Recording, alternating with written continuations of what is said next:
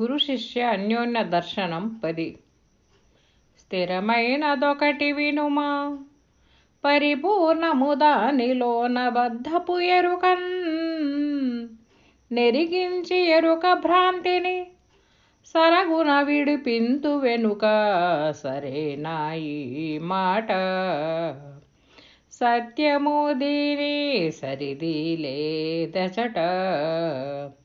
ధరలోనా నీ వింత వరకెన్ని సాధనలు, ధరలోనా నీ వింత వరకెన్ని సాధనలు. తరించితివో వాటి దలువకుండగా చేసి, నిరతముగా నీ కావలి వల నెరుకలేనటువంటి బయలను. నెరుక చేసియు సంశయపు కల నెరుక మేల్కొనినట్లు చేతు. సరేనా ఈ మాట? సత్యము దీని సరిది లేదచట. జై నిజ గురుభ్యో నమ. శ్రీ నిజానంద పోలోజు వీరయాచార్య ప్రభుస్వాముల వారి విరచితంపైన శుద్ధ నిర్గుణ పరతత్వ బోధామృత కందార్థ దరువుల యందు గురు శిష్య అన్యోన్య దర్శనంలో ఈరోజు మనం 10వ మిత్రకందార్థం తెలియచేశారు.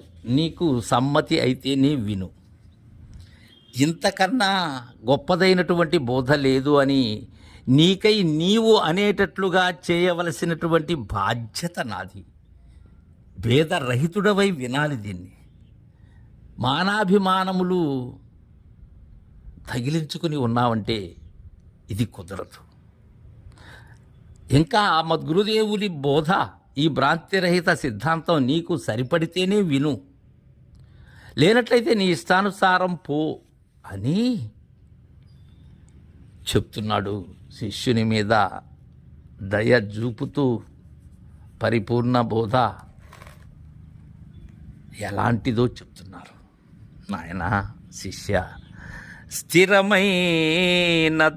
వినుమా, పరిపూర్ణము దానిలో నబద్ధపు ఎరుకన్. నెరిగించి ఎరుక భ్రాంతిని సరగున విడిపింతు వెనక. సరేనా ఈ మాట? సత్యము దీని సరిది లేదచట. పరిపూర్ణ బోధను ఎలా తెలియచేయబోతున్నారు అనేటువంటి విషయాన్ని సూర్యాయిగా చెప్తూ ఉన్నారు నిజానంద స్వాములు వారు. శిష్య, నేను తెలియచేయబోయేటువంటి బోధ ఎలాంటిదంటే, స్థిరమైనది ఒకటి, స్థిరములలో స్థిరమైనటువంటిది కాదు. కాసేపు స్థిరముగా ఉండి మరలా అస్థిరమయ్యేటువంటిది కాదు. ఇది శాశ్వతమై స్థిరమై అచలమై సర్వత్రా నిండి ఏదైతే ఉన్నదో ములుగురుత సందులేక అది పరిపూర్ణము నాయన. దానిని పరిపూర్ణము అంటున్నాను, నీకోసం అంటున్నాను.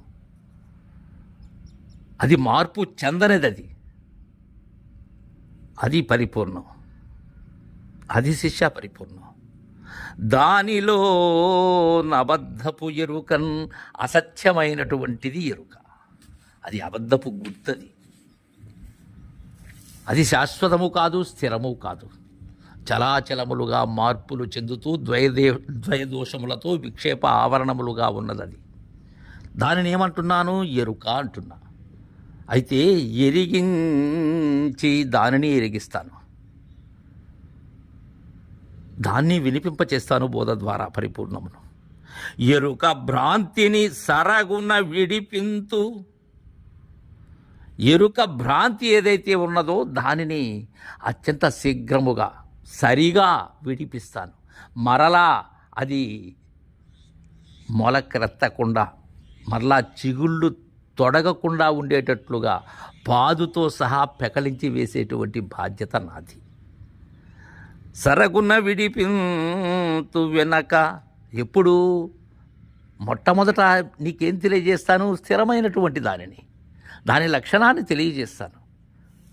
దానిని నీకు అపరోక్షం కావిస్తాను. సరేనా? ఈ మాట ఇలా బోధం ఉంటుంది నాది. ముందుగానే చెప్తున్నాను. నేను ఎలా నీకు బోధని అనుగ్రహించే విధానాన్ని ముందుగా చెప్తున్నాను శిష్య. సత్యము, ఇది సత్యం నాయన, గురువాక్యది. దీని సరి లేదచ్చట. నేను ఇప్పుడు చెప్పినటువంటి విధానానికి సరైనటువంటిది ఇలాంటి భ్రాంతిరహితమైనటువంటి విధానం ఏదైతే ఉన్నదో దానికి సరిపడినది, సరి అయినది ఏదీ లేదు. అది నిరుపమానమైనటువంటిది. ధరలో నా నీ వింత వరకెన్ని సాధనలు తరించితివో వాటి దలువాకుండగా చేసి. ఇప్పటి వరకు ఎన్నో సాధనలు చేశావు, ఎన్నో అష్టాంగ యోగాలలో వాటిలో ఉన్న స్పష్టతని తెలుసుకున్నావు, పంచముద్రలు చేశావు. అలానే సాధన సంపత్తి అయినటువంటి వాడవు కానే ఇక్కడికి వచ్చావు నీవు. నీకు నిత్యానిత్య వస్తువివేకం ఉన్నది, ఇక ఆమూత్రార్థ ఫలభోగ విరాగము ఉన్నది. అందున ఈ సమాధి షట్క సంపత్తి సంపన్నుడవు నీవు. ముముక్షత్వము ఆశించే వచ్చావు. అయితే ఇప్పటి వరకు చేసినటువంటి సాధనలు ఏవైతే ఉన్నావో అవి నిన్ను దరి చేర్చలేదు. సుజన లక్షణమైతే నీకు సంప్రాప్తమైంది. ఆ జ్ఞాన మార్గము ద్వారా, నీవు చేసినటువంటి సాధనల ద్వారా నీవెవరవో నీకు ఎరుకయింది. కానీ నీవు ఎలా లేవు, ఎలా లేకుండా ఉండాలి, ఎలా లేని స్థితిలో నీవు ఉండాలి అనేటువంటిది తెలియజేసేటువంటిదే శివరామ దీక్షిత సిద్ధాంతం. అది నాయన తేడా. ఇప్పటివరకు ఎన్నో చేశావు, తరించితివో, వాటిలో తరించిపోయావు, వాటితో మమేకమైపోయావు. ఎన్ని చేశావో, ఎందుకు చేశావు? నిన్ను నీవు తెలుసుకునేందుకు చేశావు. ఎక్కడి వరకు తెలుసుకున్నావు? అహం బ్రహ్మస్మి అనేంతవరకు తెలుసుకున్నావు. అయవాత బ్రహ్మమని తెలుసుకున్నావు, ప్రజ్ఞాన బ్రహ్మమని తెలుసుకున్నావు. అలానే త్రిలక్షణముల ద్వారా నిన్ను నీవు చక్కగా అవగాహనకి వచ్చి ఉన్నావు. అయితే ఇక వాటిని తలువకుండా చేసి ఇక ఈ అవసరం లేదు.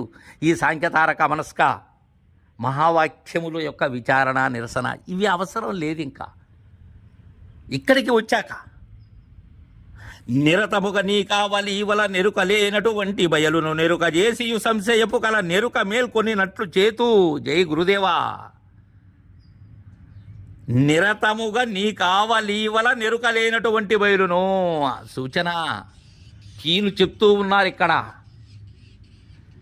నీ కావల ఈవల ఏదైతే ఉన్నదో, నీలో వెలి ఏదైతే ఉన్నదో చూడు శిష్య. ఎరుక లేనటువంటి బయలు, నేను లేనటువంటి బయలది. నేను ఉండి చూసినటువంటి బయలు కాదది.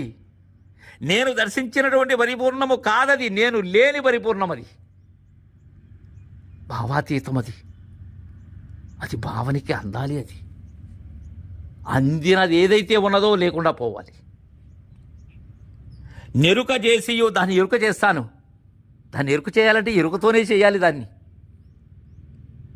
ఈ మాట్లాడేది కూడా ఎరుకతోనే, ఈ బోధన ఎరుకతోనే జరుగుతూ ఉన్నది. అయితే ఏదైతే ఎరుకతో జరుగుతూ ఉన్నదో, ఎరుక లేని దానిని ఎరిగినప్పుడు ఈ ఎరుక చేసినది ఏదైతే ఉన్నదో అది లేనిదే అవుతూ ఉన్నది. సంశయపు కళ నెరుక మేల్కొనినట్లు చేతూ. ఈ సంశయము అనేటువంటిది ఏదైతే ఉన్నదో కళ, అది ఆ కళ అనేటువంటి ఎరుక 3 మంత్రాలను చక్కగా సమన్వయం చేస్తూ ఉన్నారు నిజానంద పోలూజు వీరయాచార్యులు వారు. ఈ సంశయము, అబద్ధపు గుర్తు ఏదైతే ఉన్నదో, అబద్ధపు ఎరుక ఏదైతే ఉన్నదో ఆ కళ ఎరుక మేల్కొనినట్లు చేతూ. అక్కడ లేనిరుక మేలుకున్న పిమ్మట ఇక కళ ఎక్కడ ఉన్నది? పంచదశి కళలో తోచిన రూపము ఎలాంటిదే అలాంటిదే, మూలము లేని గుర్తెరిగే శరీరము కానీ మరేమీ కాదు. ఈ ఉత్తబట్ట బయలు తప్ప మరి ఏమీ లేదు. అలా చేస్తాను అని తను తెలియచేయబోయేటువంటి తన గురు బోధ ఏదైతే ఉన్నదో దానిని చక్కగా మనకు అందజేశారు. తరువాయి శిష్యుడు ఏ విధముగా సమాధాన పడుతున్నాడో రేపు ముచ్చరించుకుందాం. జై గురుదేవా.